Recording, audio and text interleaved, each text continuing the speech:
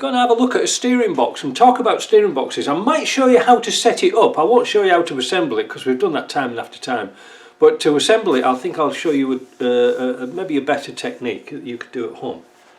Now, I received this steering box a couple of weeks ago from a couple of gentlemen who came from Montreal, because I said, well, if you drop your steering box off, I'll open it up in front of you. You can have a look at it and see what it's like and see what the parts are like inside, and I can give you a straight answer whether it's serviceable or not serviceable. And the reason is we have problems with these worms here and these shafts here.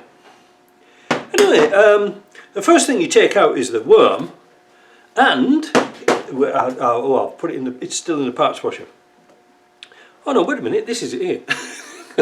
I've got them all over the place. I don't know what the hell I've got. Worms. Must be all them chocolates for Christmas. The bearing race here was absolutely perfect. So was this one. That's good. Took the shaft out. Look at that, what a beauty. I've been putting bearings on it. It's an absolute beauty. But when I took the shaft out, all the needle rollers fell out. I've never seen this before. There is the cage completely destroyed around the top. And of course, what happened was, when I pushed the bearings out, I found out that in here, the bore was gouged a little bit. Now, as you know, when you've got metal with a gouge in it, there's usually a bit of metal sticking up. It's like digging a hole. You've got to, when you dig a hole, you put the dirt in a pile, don't you? Well, that's what happens when you've got a gouge in an enclosed space. So, one of the bearings was completely knackered. This was the best one. Anyway, I popped down to JP's, as you do, and we put it through his honer, and it honed it all out. And then on the shaft, just to double, you know, I cleaned it up, but just to make sure, he got his honing stone, which is a lot better than this one, and just ran it across the shaft, just to make sure that there was no high spots on here. There is a tiniest ding. I can't see it anymore, but it worked, so that we can salvage that. So that's good. So I ordered some new bearings, and you can get them on Amazon, believe it or not. The bearings you need are down here. Alright, wait a minute. Alright, let's have a look. There they are. So the smaller one is this one. This is a B2012. This one is a B2020. Yeah. So B2020, B2012, and this one here is a B2016. I hope you could understand that. Print's a bit small on my notes. The smaller one goes in the cap itself, you know, the cover. I very rarely need to replace that. And of course, these bearings only do about a quarter of a turn. They don't go bzzz, round and round and round. So they don't get much wear, but how that's happened, I have no idea. I've never seen that before. So what I'm going to do is, I'm going to push these bearings in today, and we're going to set this up. Now, because this was an absolute rust bucket of housing, I took the bearings out of here. There's a little bearing that goes in the back, and I took it out with the corresponding shim. This is the bearing. I took it out with the corresponding shim to keep it in place. So when I put it back in, all these bits here are going to line up with the ports. I don't replace these Teflon Fluon seals. The reason is you need a special tool to put them on, and they're not in the kit. So far, after all these years, I've never had a problem with them. They go back in and they seem to be fine. Now, where's that shim? Oh, there it is. Thought I lost shim there. Anyway, talking of worms, which you'll all have after eating all those chocolates, I got hold of Look at them, I've got 3 of them all confused now. I got hold of a Disco 2 box kind of a while ago, and this piece here was perfect, absolutely perfect. So I had an idea that we could use these worms off Disco 2s onto our Land Rovers, like this. See? They're absolutely identical, nothing different apart from seals are a different colour. They're absolutely identical. So I had this great idea about taking the shafts out of the middle, like there. How do you get it out? If you look very carefully or closely, I always say carefully, there's a little spring clip inside, like a round clip. Well, if you tap this bit down just a little bit, you can get a tool, like two pricky things, and take it off, because it sits right in a groove there, like Madonna. It just sits in there. And then with the hammer, tap, tap, tap, tap, tap, this spline is pretty tight, and this piece will come out. Which way does it go around? There is a master spline on here when I can find it. Ah, there it is, look. You see there? There's a master spline, so it'll only go in one way. Great. Why do you want to change them round, mate? The Disco 2 spline here, which I was trying to get the pin out, and I could give up with it, and I just cut it up because I didn't want this outer bit, I only wanted the inner bit. But I got a bit fed up with it then. This spline on a Disco 2 is smaller than a Defender. I can't understand it. They made a really good box, but they made it different on the spline. Unbelievable. You can probably see the difference here. You know, if I put that down there. But you can see instantly there's a difference between here and here. It doesn't really matter all that much. And there's 2 seals that go on here and here. Me and JP were playing around with this the other day. So I thought to myself, oh, that's not a big deal. Except I took the one out of this came out of a Range Rover, an old knackered Range Rover. And I want you to observe here, if you can, how worn those teeth are compared to that one. This bit drives this bit along with the spline on here. So these things here are like torque bars.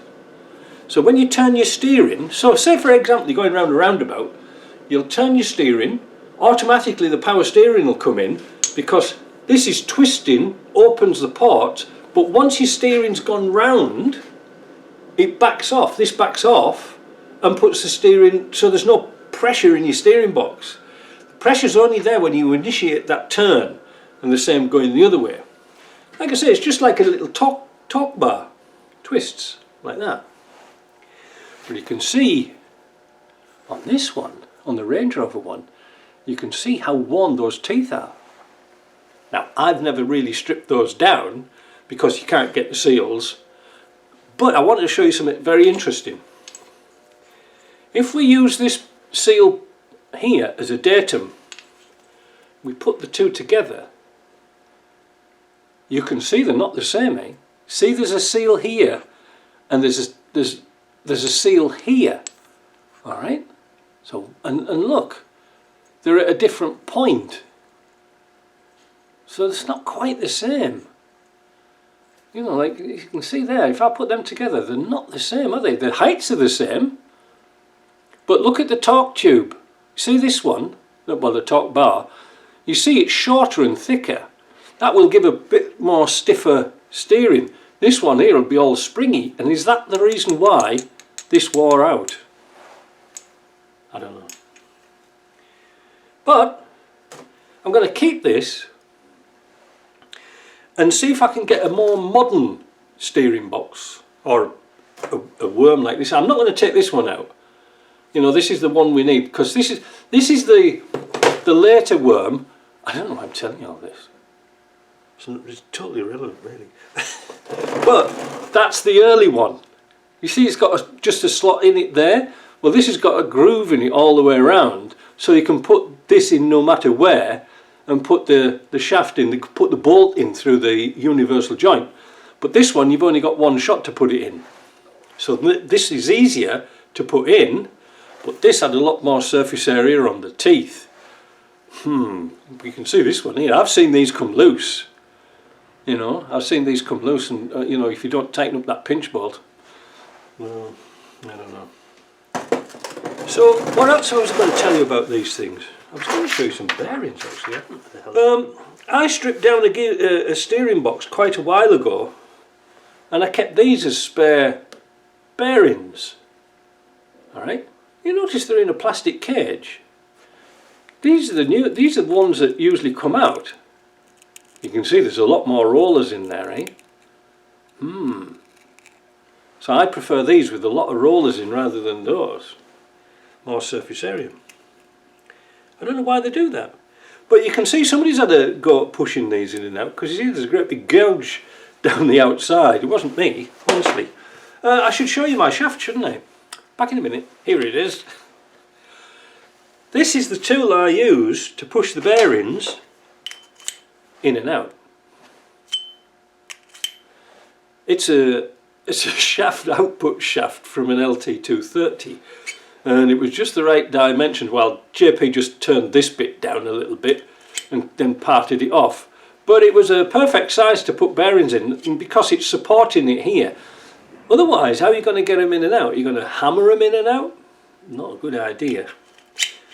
So that's going to be nice. This one here, the one I took out, it's all loosey-goosey on there. And this one, really nice.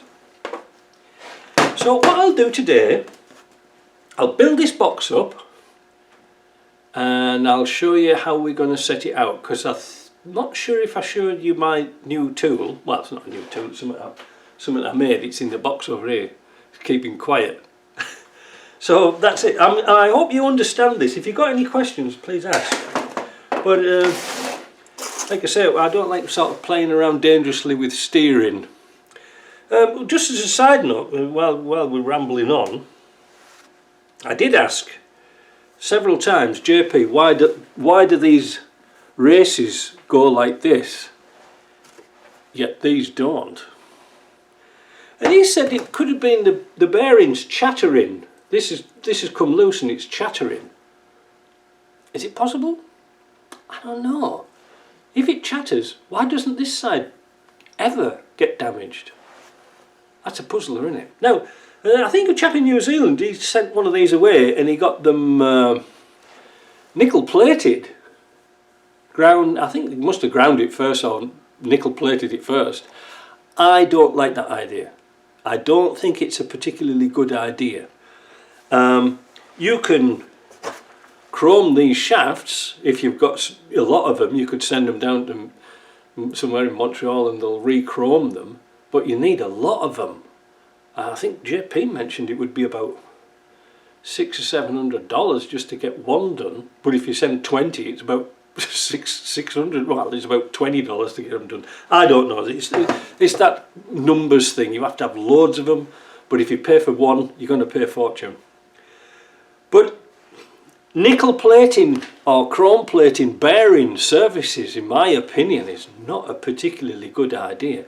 You're only putting a very thin veneer on here, on bearing surfaces. This is not too bad on here, because all it does is turn quarter of a turn. Well, that looked rude, didn't it? All it's doing is turning quarter of a turn. Well, pretty much the same as this. This turns 3.5 turns. But this is only for oil pressure leaking. But I really don't know. I'm just sort of making this up as I go along, as you can see. But that's that. So I'm going to leave that at that now. We're going to put this together, stop rambling, and then we'll come back and we'll do some setup.